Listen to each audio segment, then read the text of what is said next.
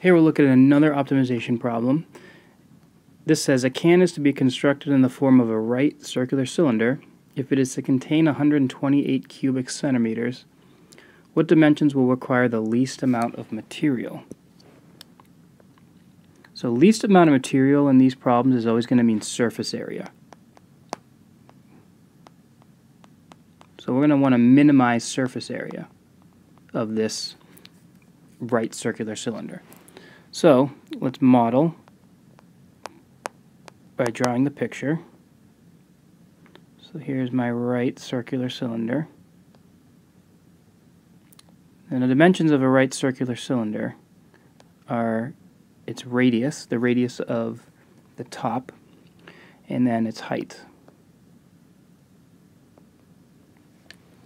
So the question says, what are dimensions? So we're going to need to find R and H. We're going to find the unique R and H's that will minimize the surface area. And so what do we know about this cylinder? Well, we know it has to have a volume of 128 pi cubic centimeters. So we know that the volume needs to be 128 pi. We also know that the volume of a right circular cylinder is the area of the base, which is pi r squared, times the height. So that tells me that, so now I have a relationship between the volume of an arbitrary cylinder and the volume of this particular cylinder. Now, volume is not what we're trying to optimize. We're trying to minimize surface area. So for surface area, the function is, so I'm just going to write S equals, well, surface area is going to be the area of the top and the bottom, which each have areas of pi r squared. So 2 pi r squared. This is the top and the bottom. And I'm going to add that to the area of the outside, which is the circumference of the bottom, times the height. So we'll say this is the lateral.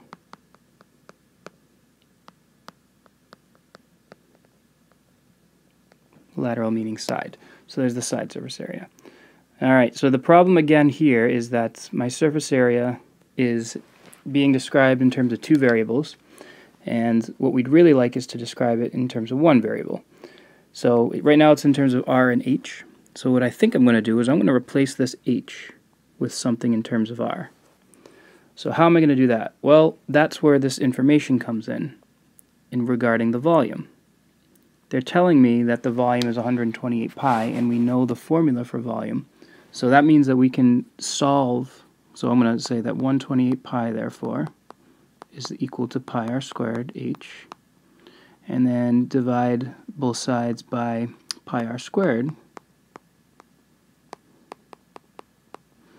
to get that h is 128 over r squared. And now I'll take that and put it in for h. So then I can say that my surface area is a function of one variable now, 2 pi r squared plus 2 pi r times 128 over r squared. And we can clean this up a little bit. This is, those r's cancel, or one of those r's cancel, and I've got 2 times 128 is 256. So this is 2 pi r squared plus 256 pi over r. So there is my surface area function. Alright, so there's the modeling process. Let's take a second and talk about the domain.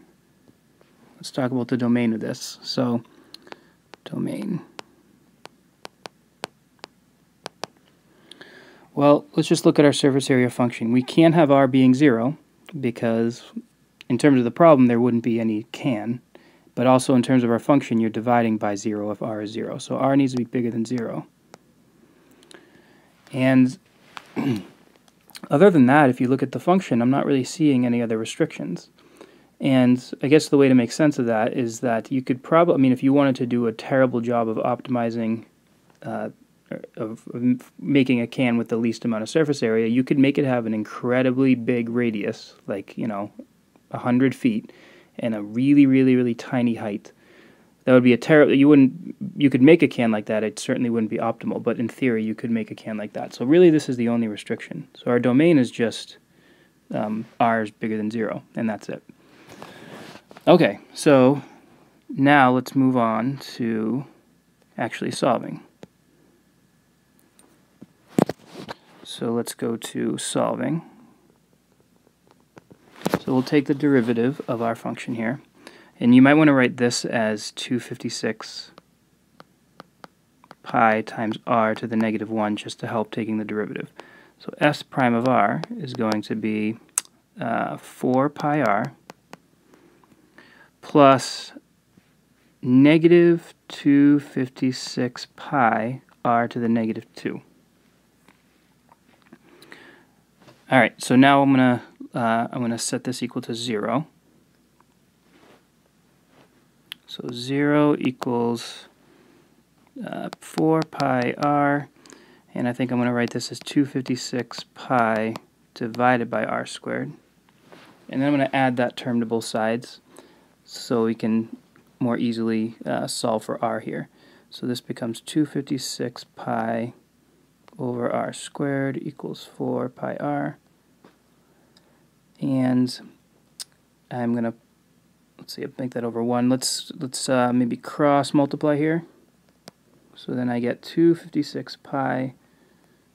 This is just the algebra mechanics of this problem, which can be sometimes just annoying.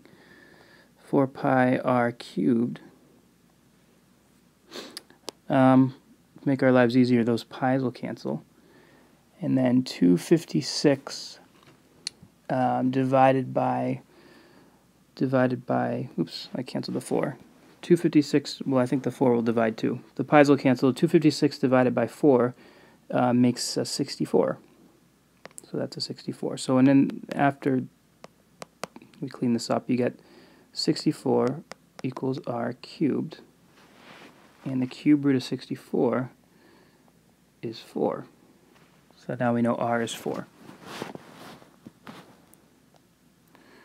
Alright, to be thorough, let's make sure we actually found a max, or minimum rather. So our domain is 0 to infinity, so let's make a number line 0, this is r, this is s prime of r, and I just found 4. Now did we find a minimum? Well, let's plug in 1 into the derivative. If you plug 1 into the derivative, I guess I'll plug it into this version here. If you plug 1 in, you get 4 pi r, or 4 pi times 1, minus 256 pi over 1 squared. So it's 4 pi minus 256 pi, which is definitely a negative. And if you plug in a number like, let's just plug, I mean, we might as well plug in a huge one. Let's plug in 1,000. 4 times pi times 1,000 is 4,000 pi, minus 256 over 1,000 squared, which is astonishingly small. It's probably pretty close to 0. So that would be positive. So now we know we found a min. Perfect. Alright, so we're basically done. We just need to interpret.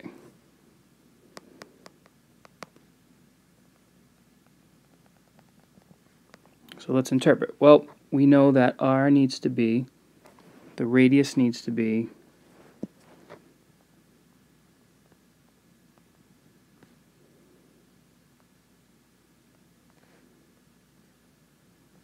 four centimeters. Now the other thing we needed was we needed the height, because that's the other dimension of this cylinder. So let's plug 4 into the relationship between h and r.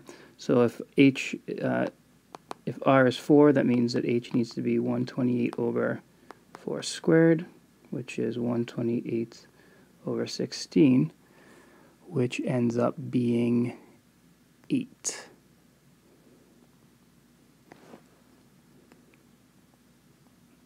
So the height needs to be 8 centimeters. And there's our answer.